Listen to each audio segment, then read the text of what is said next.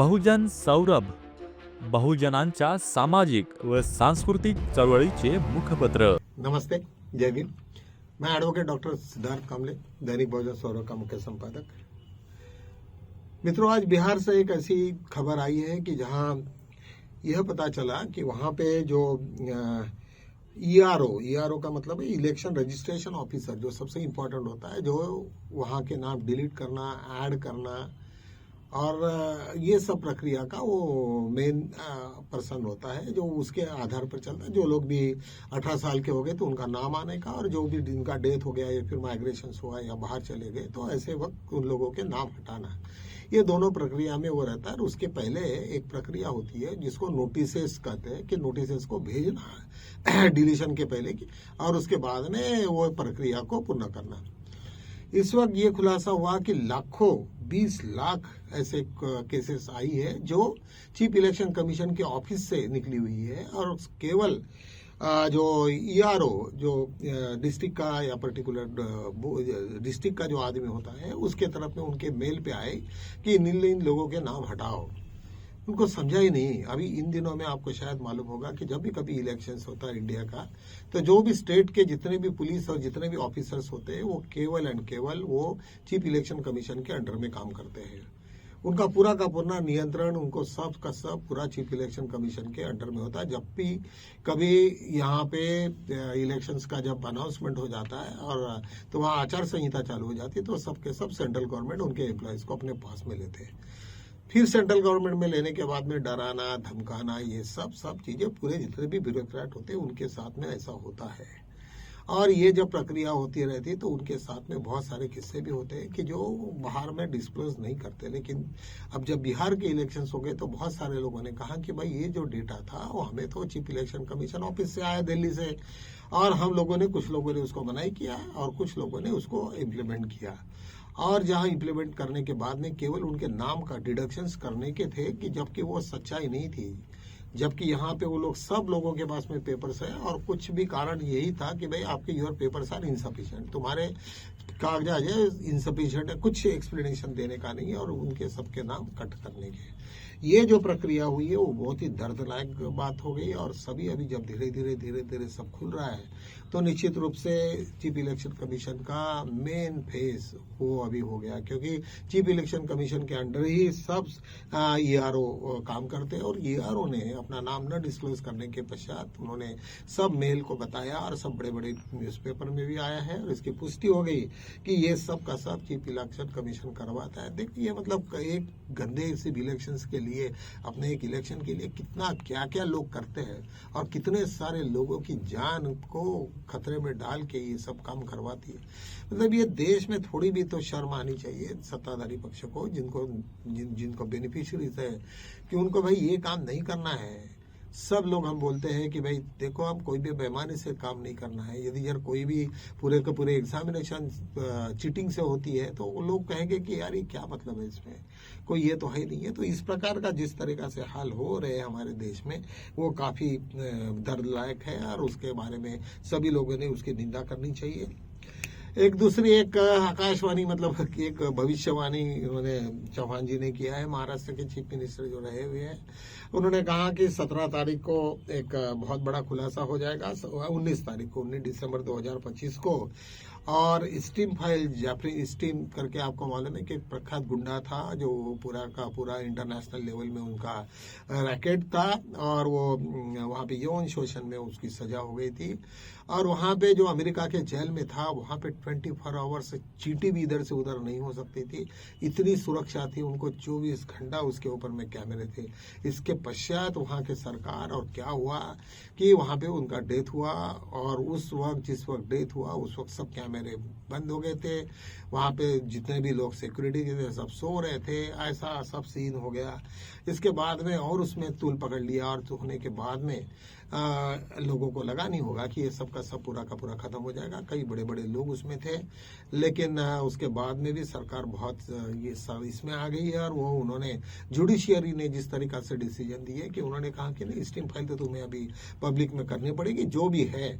और वो एक काम करने के चक्कर में वो और फंस गए। और उसके बाद में अभी 19 दिसंबर को वो स्टीम फाइल निकलने वाली है। ये जब स्टीम फाइल निकल गई तो ऐसा कहना है लोगों का कि यहाँ के काफी बड़े बड़े लोग, इवन इंक्लूडिंग नरेंद्र मोदी, इनके साथ में भी कुछ ना कुछ ऐसे टाइप के कुछ वीडियोस आ सकते हैं या फोटोग्राफ्स आ सकते हैं या कुछ और भी हो सकता है। तो उसके वजह से ये एक डर पैदा होने की वजह से पिछले वक्त सुब्रमण्यम स्वामी ने भी कहा था कि ऐसे इससे पहले ही कांग्रेस का अपने बीजेपी के सब बड़े नेता लोगों ने इकट्ठा बैठ के ये तय करना चाहिए कि भाई उन्हें अभी इस वक्त क्या करना चाहिए और क्या नहीं करना चाहिए। और हो सके तो मोदी को हटाने की भी उन्होंने ये सुझाव दिया था, लेकिन ऐसा कुछ हुआ नहीं। और अभी 19 तारीख को जो आ रहा है, सभी लोग अभी आश्वस्त हो गए कि वो अभी जो स्टीम फाइल जो निकलेगी जाफरी स्टीम की फाइल में, और कितने वीडियोज है, क्योंकि 3 GB का डेटा है उसमें। तो इसका मतलब कि उसमें करीबन लाखों फोटोग्राफ्स और ये सब उनके जितने भी ईमेल्स और ये वो सब का सब पब्लिक डोमेन में आएगा। और जब पब्लिक डोमेन में आ जाएगा तो निश्चित रूप से सभी लोगों की नींद खुलेगी। एक दूसरी बड़ी एक इम्पोर्टेंट न्यूज आज सामने में आई है कि कल जो नेशनल हेराल्ड का मसला, जो सोनिया गांधी और बाकी कांग्रेस के जो बड़े बड़े लोग हैं इनके ऊपर में जो केस लगी थी, वो सब के सब जिसमें कोई क्राइम नहीं बनता करके जज का एक जजमेंट आया। और उसके बाद में सभी लोग पूरे मतलब खड़गे जी सबसे पहले आज विपक्ष नेता, उन्होंने कहा कि नहीं, अभी इसमें तो मोदी और शाह को तो इस्तीफा देना पड़ेगा।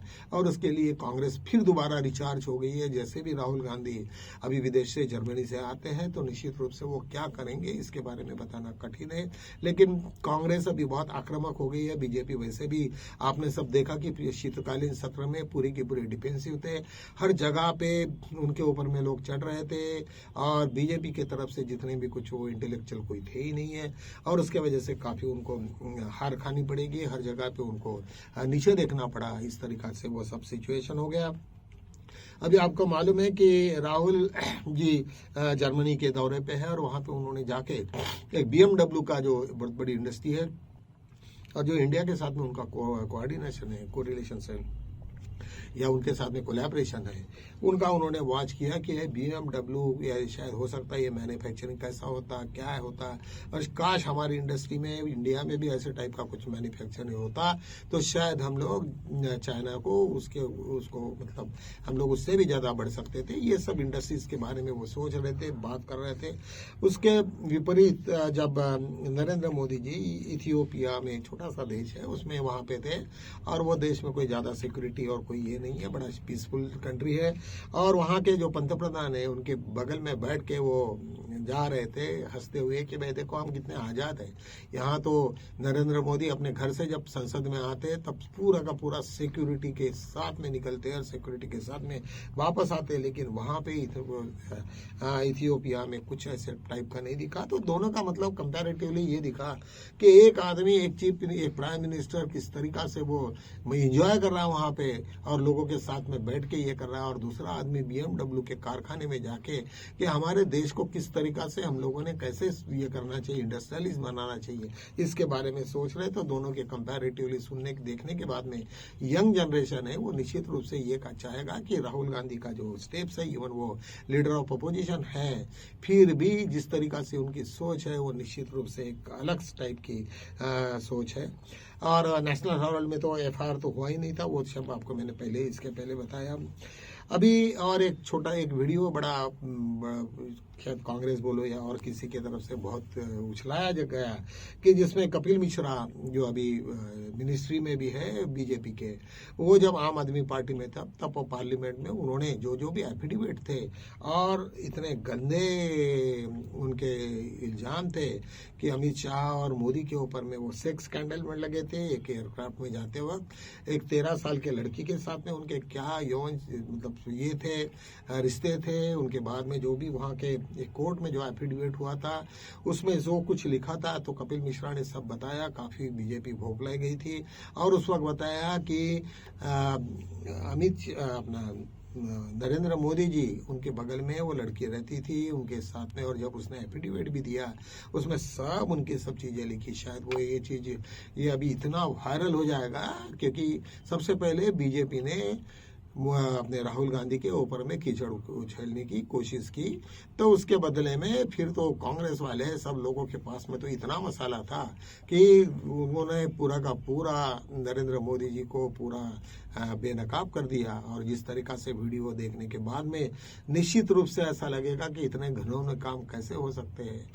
कहने का मतलब एक आदमी को थोड़ा सा तो शर्म आनी चाहिए, एक इतना ये एज का आदमी और इस तरीका से ये सब हरकतें हैं। तो मित्रों, उसके वजह से मुझे ये लग रहा है कि ये जिस तरीका से एक आक्रामक हो गई पूरी कांग्रेस और पूरे लोग, अभी संसद अपना शीतकालीन सत्र भी खत्म हो जाएगा और उसके पश्चात मुझे लगता है कि और कुछ नई राजनीति यदि गरमाई तो उसके परिणाम बहुत कुछ बुरे हो सकते हैं। शायद 19 तारीख का जो दिन अभी जो भविष्यवाणी लोगों ने बोली है तो पृथ्वीराज चौहान ने, तो वो यदि सच होती है तो उनको शायद मुझे लगता है कि ये अभी जो अध्यक्ष भी बने बीजेपी के, तो शायद उसी के कुछ उसके साथ में उन्होंने कोरिलेट करने के लिए कुछ किया भी होगा। ऐसा कुछ भी बता नहीं सकते, लेकिन 19 तारीख ये शायद बड़े हमारे लिए बड़ा इम्पोर्टेंट डे है और उसके चर्चा है चालू हो गई है। तो चलो आज हम इसी के साथ यही रुकते हैं, कल मिलेंगे नए मुद्दों के साथ में, तब तक